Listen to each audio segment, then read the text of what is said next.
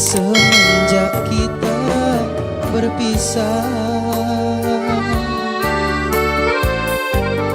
hatiku menanggung rindu padamu, kasih tertumpah menjadi ingatan di dalam hayalku. Semenjak kita berpisah,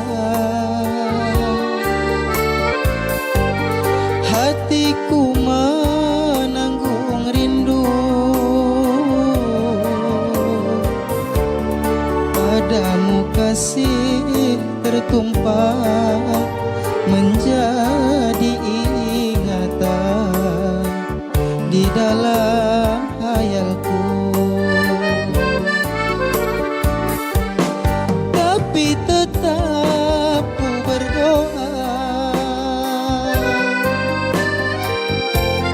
pada Tuhan Maha Esa,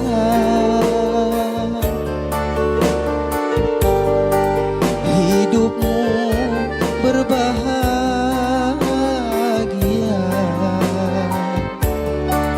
di setiaplah masa.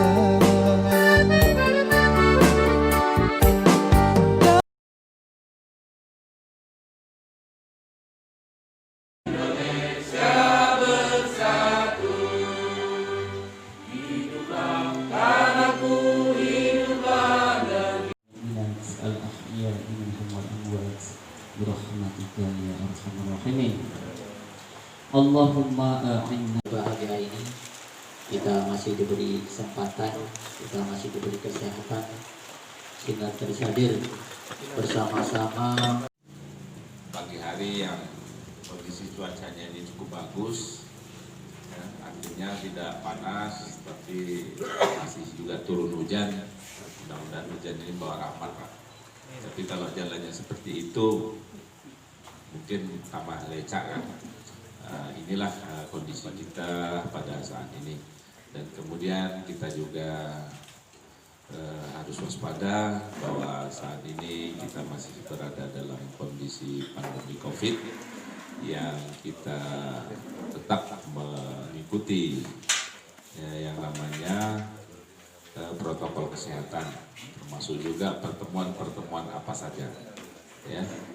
Kemudian yang selanjutnya tentunya salam buat junjungan alam Nabi besar kita Muhammad Rasulullah SAW dengan ucapan Allahumma sholli ala sayyidina Muhammad wa ala alihi wa sahbihi rasulillahi ajma'in. Bapak Ibu, Pak Kepala Desa yang hadir pada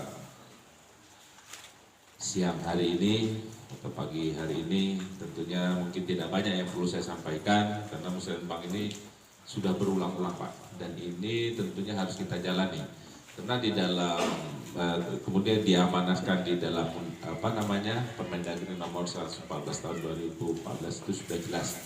Itu yang pertama. Terus yang kedua yang perlu kita pahami juga bahwa pembangunan di desa itu tentunya ada dua kategori yang harus kita pahami. Yang pertama, pembangunan yang ada di desa itu sifatnya bottom up. Nah, bottom up itu yang kita ambil dari ini aspirasi masyarakat, kemudian melalui dari dusun, dan kemudian dusun masuk ke desa. Nah, itu nanti juga dipilah bottom up-nya ini, ada yang bisa dikerjakan oleh desa sesuai dengan kemampuan anggaran desa itu sendiri. Kalau tahun yang lewat berapa anggaran desa, Dede, semuanya? 3 miliar lebih, ini sudah cukup lumayan, ya. Jadi mana yang harus dikerjakan oleh desa, mana yang tidak bisa dikerjakan oleh desa. Nah, ini nanti yang harus kita sampaikan sampai ke tingkat kabupaten, dan juga mungkin ada yang tidak bisa dikerjakan oleh kabupaten, mungkin harus disampaikan sampai tingkat provinsi. Ada juga yang mungkin tidak bisa dikerjakan oleh tingkat provinsi, secara bottom up kita sampaikan kepada tingkat pusat. Nah, tapi semuanya ini tentunya berawal dari aspirasi atau keinginan masyarakat itu sendiri. Itu yang pertama. Yang kedua ada sifatnya top down. Top down ini itu perencanaan secara geografis dan strategisnya memang sudah dari atas, dari pusat. Ya. Jadi tanpa kita pikirkan pun nanti secara strategis, geografis, kepentingan secara ekonomi, budaya, ya itu memang harus dari pusat itu sendiri. Nah, jadi ada beberapa hal. Nah, kita sebagai masyarakat di desa tentunya menyikapi hal-hal yang memang bisa kita kerjakan di desa. Jadi nanti kalau memang yang pembangunannya itu bisa dikerjakan oleh desa, itu jangan sampai masuk ke dalam musrenbang yang harus disampaikan ke tingkat kecamatan dan selanjutnya kabupaten. Ya cukup di tingkat desa. Karena desa sendiri juga diberi dana, baik itu DD maupun dana ADD, BANQ dan lain sebagainya, baik provinsi maupun pusat, dan kemudian bantuan-bantuan lainnya. Nah ini tentunya harus kita pilah-pilah. Jangan pula nanti masih ada juga contohnya mohon bantuan untuk tenda kematian. Nah ini saya rasa tak perlu lagi lah. Nah ini cukup ditangani di desa. Yang penting nanti itu semua antara eksekutif dan legislatifnya desa, artinya antara pemerintahan desa dengan legislatifnya desa atau BPD desa itu sendiri duduk bersama, kemudian apa yang mau kita bangun untuk desa sesuai dengan kemampuan dana desa yang ada di desa itu sendiri. Jadi ini semua tentunya sudah tidak asing lagi ya, karena Pak Ismail juga sudah masuk 2 periode, apalagi Kanda kita nih kan yang ketua BPD. Yang paling prioritas itu adalah jalan. Memang kami tadi lewat, kami coba ambil pakai video, karena di sini sebetulnya kalau saya sampaikan pun itu tidak salah. Tapi kalau saya sampaikan pun nanti kalau tidak terwujud, ya rasanya juga tidak enak. Sebetulnya di Kecamatan Bantan itu termasuk kawasan lokasi prioritas, ya, lokasi prioritas terhadap pembangunan di wilayah perbatasan. Itu kita sudah tahu semua. Itu di BNPB itu kita termasuk wilayah prioritas. Untuk Kabupaten Bengkalis itu wilayah prioritasnya Bantan, Bengkalis, Bukit Batu tidak, Bandar Laksmana, Rupat dan Rupat Utara. Kalau dulu 6, sekarang tidak, Bukit Batu tidak, tinggal 5. 5 ini sebetulnya masuk di kawasan pembangunan prioritas atau low free. Itu yang pertama. Terus yang kedua, Kecamatan Bantan juga merupakan kawasan yang berbatas dengan negara lain.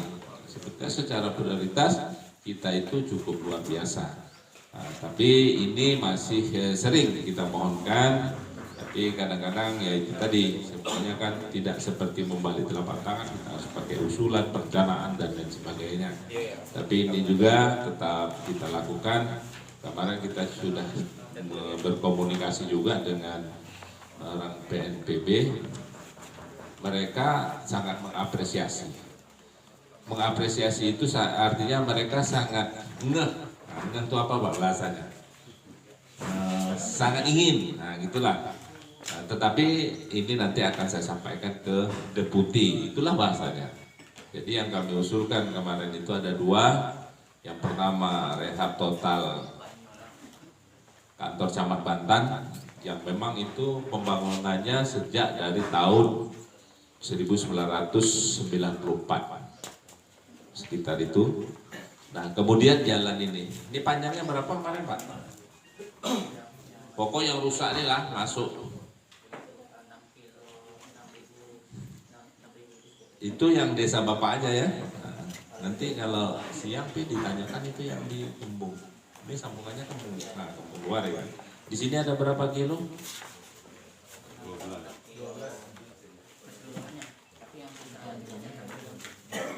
Nah, intinya itu kita sampaikan, mereka cukup ngeh lah dengan kondisi kita. Tapi itu tadi perlu juga dipahami, kita sudah koordinasi secara intens. BNPB ini dia sebagai badan ya, badan pelaksana saja. Nanti kalau memang jalan dia akan sampaikan ke kementerian ini bagian jalan ya kan.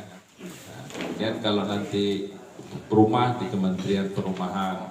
Jadi mereka itu hanya sebagai ini fasilitatornya saja ya. Mereka tidak punya duit, tapi dia punya fasilitator, sebagai fasilitator untuk menyampaikan aspirasi kita. Nah ini memang sudah diatur di dalam ketentuan. Ya, jadi semuanya harus kita coba, ya. Baik dari kabupaten, provinsi, termasuk juga pusat, itu semuanya harus kita coba. Nah, sedangkan itu saja kadang-kadang kalau saya dengar sambutan Pak Kepala Desa tadi, untuk jalan ini saja semenjak tahun 2012 Pak ya. Nah, semenjak tahun 2012, artinya sudah berjalan 8 tahun. Jadi mudah-mudahan ini tetap masuk di setiap musrenbang, dan ini kita jangan jenuh lah, jangan muak ya. Nah lete terus saja. Itu pun kadang-kadang juga tidak terakomodir, belum ya, bukan tidak tapi belum. Jadi kita tetap semangat untuk menyemangati musrenbang ini. Nah, saya rasa ini yang perlu saya sampaikan. Jadi nanti biar sebagai apanya, biar Pak Kepala Desa lah ya, yang apa namanya, untuk menjembatani apa yang disampaikan dalam musrenbang ini. Saya rasa ini yang dapat kami sampaikan dengan mengucapkan Bismillahirrahmanirrahim. Musrenbang tingkat desa Teluk Lancar ini secara resmi saya nyatakan dibuka. Semua, karena ini merupakan amanah. Datangnya lah rombongan Pak Camat aja ini Pak ya, dari dinas terkait lain tak ada Pak. Oh, kena kondisi katanya. Memang hujan, saya dari pagi bergerak. Tadi balik ni nukur baju je. Ada sini. Nah, jadi mungkin itu Pak Camat yang dapat saya berikan kata sambutan buat masyarakat kami, dan juga sekaligus untuk pengetahuan Bapak. Jadi kalau memang bisa, lobby lah supaya barang ini bisa masuk. Tapi yang kita buat hari ini bukan untuk 2021 loh Bapak. 2022. Disampaikan ke PU nih. Nah, jadi besok dimasukkan juga di musrenbang kecamatan. Rehab kantor ini udah ada belum Manu? Dulu kan dibangun oleh PMD, kemudian dihibahkan ke desa, udah ada. Kalau sudah, ini tidak perlu ke PMD, desa. Ya. Kalau ini tak perlu nih, karena rehab ini kan bukan rehab total nih kan, ini kan cuma rehab ringan kan. Misalnya pengecatan, umpamanya seperti itu, penggantian atap, ini cukup dengan menggunakan dana desa. Hanya saja kita kan belum tahu juga 2021 berapa besar dana desa kita kan. Bapak Ibu yang kami hormati, mohon maaf nih Pak, agak terlambat tadi sampainya karena hujan. Maklum. Saya pernah dipinjami mobil sama pemerintah Pak, jadi cepat. Oke, kami sedikit ingin menyampaikan beberapa hal mungkin karena ini kaitannya dengan pertanian. Kami dari BPP Bantan Pak ingin menyampaikan sedikit, mungkin ada kegiatan usulan, ada pengadaan ternak sapi, ada 3 kelompok kalau tidak ada salah, kemudian hutan mangrove. Kemudian kalau yang hutan mangrove ini mungkin tidak masuk ke pertanian, mungkin ke pertanian dan ke perikanan dan kelautan. Jadi ya mungkin 3 poin ini memang masuk ke bidang pertanian, dinas pertanian, tanaman pangan. Kalau ke provinsi mungkin dinas pangan, tanaman pangan dan hortikultura. Kalau ke Bengkalis nanti dinas pertanian Kabupaten Bengkalis. Ya mungkin saya garis. Kemana Pak? Jadi kemarin tuh? Nah, daerah penebal itu ada kawasan sawit, itu rumputnya sudah tidak boleh diambil karena itu untuk persediaan pakan ternak dia sendiri. Nah, itu artinya mungkin sudah dirawat sama dia. Contohnya seperti itu. Ya. Tapi ini hanya sebagai masukan saja. Yang jelas nanti koordinasi dengan Pak Edi, persyaratannya apa? Ya syukur kalau memang sudah terdaftar di sistem informasinya pertanian Pak ya, kelompoknya. Nah ini tinggal menindaklanjutinya saja ya. Ini yang harus segera direspon Pak.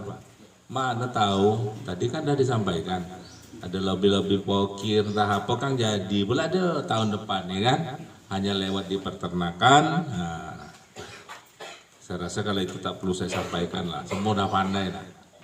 Cuma rezeki yang belum ada.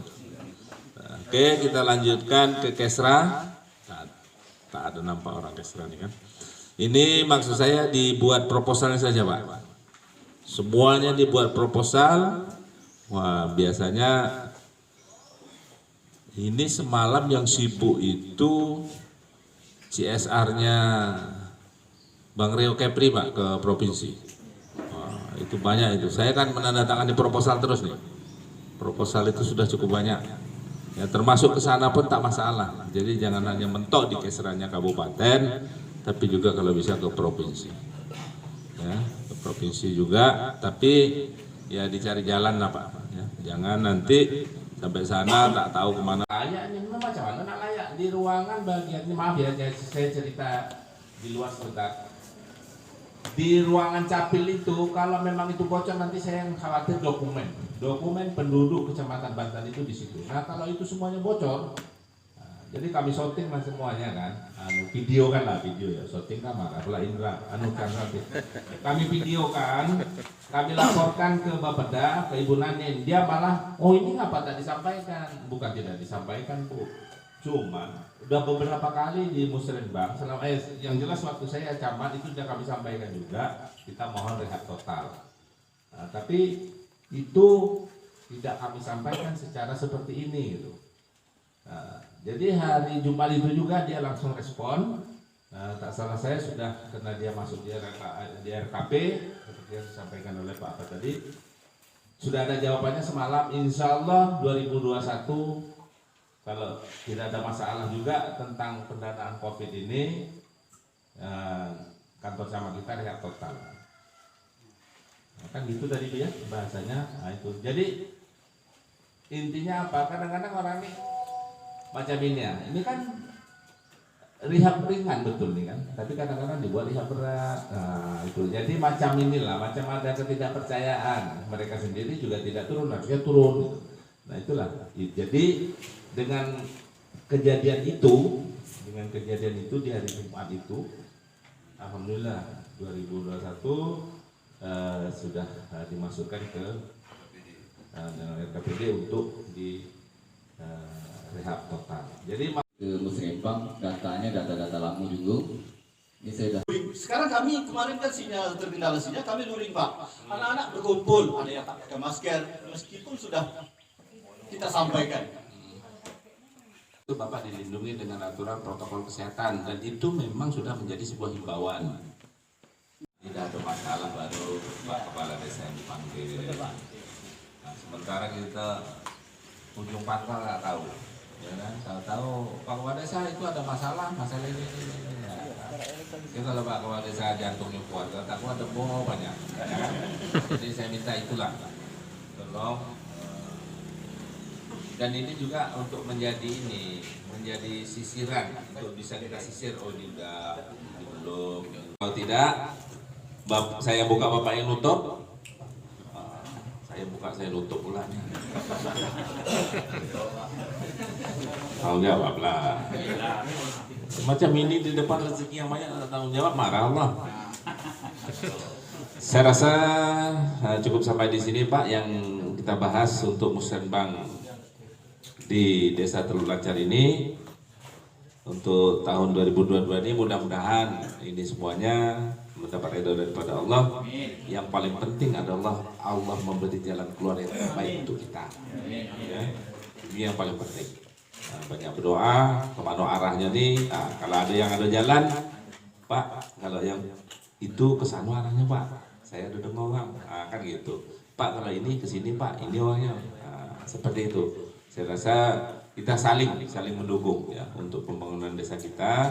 Yang kita tahu jangan kita diam-diam aja, tapi seperti itulah yang kita harapkan untuk kebersamaan kita. Mudah-mudahan apa yang kita harapkan ini semuanya bisa terwujud. Cuma satu hal yang perlu saya sampaikan, jaga untuk kekompakan kita. Ya, kita untuk membangun desa ini tak bisa selesai paham, ya, harus bersama-sama. Mana yang sudah tahu memberitahu kepada yang belum tahu. Tidak mungkin semuanya Pak Kepala Desa tahu, tapi kalau memang ada celah yang bagus, Pak ini ada pinjaman, kasih tahu Pak Kepala Desa. Syaratnya apa? Surat tanah Bapak. Di mana? Di bank itu, tunjukkan aja. Kalau dia perlu duit dia pinjam pakai kan tuh dia. Kita kan seperti itu contohnya. Ya kan? Jadi sama-sama kita ke depannya untuk membangun desa kita ini. Saya rasa ini mungkin yang dapat saya sampaikan dengan membacakan Alhamdulillahirrabbilalamin. Apa yang kita lakukan pada hari ini mudah-mudahan mendapat perlindungan dan petunjuk oleh Allah Subhanahu wa taala, Tuhan Yang Maha Esa. Musrenbang di Desa Teluk Lancar di tahun 2020 untuk 2022 secara resmi saya nyatakan ditutup.